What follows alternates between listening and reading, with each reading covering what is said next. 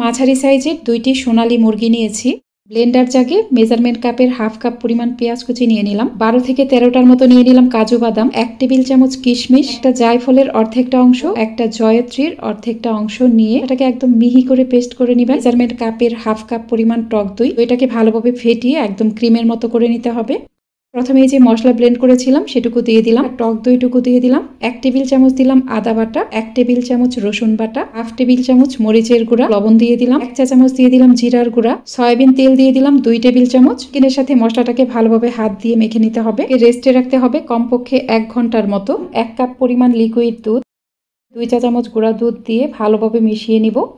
Measurement কাপের 1 cup পরিমাণ রান্নার রেগুলার তেল দিয়ে দিলাম, 1 কাপ পরিমাণ দিয়ে দিলাম পেঁয়াজ কুচি, 1 টেবিল চামচ চিনি দিয়ে বেরেস্তার সাথে চিনিটাকে মেখে নিব। এখানে মেরিনেট করা চিকেন দিয়ে দিব, নেড়ে মিশিয়ে প্যানটাকে ঢেকে রাখতে হবে।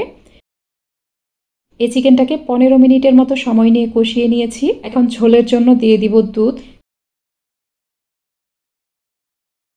ঝোলটা কিন্তু অনেকটাই কমে গেছে। এ পর্যায়ে যে পেঁয়াজ বেরেস্তা ছিল সেখান থেকে অর্ধেকটা দিয়ে তারপর প্যানটাকে ঢেকে দিলাম। ঝোলটা কিন্তু অনেকটাই ঘন হয়ে গেছে। অবশিষ্ট যে পেঁয়াজ বেরেস্তাটুকু ছিল সেটুকু দিয়ে দিলাম। 1 টেবিল চামচ দিয়ে দিলাম ঘি। চুলার একদম কম আছে, এটা প্রায় 3 থেকে 4 মিনিটের মতো ঢেকে রাখবো।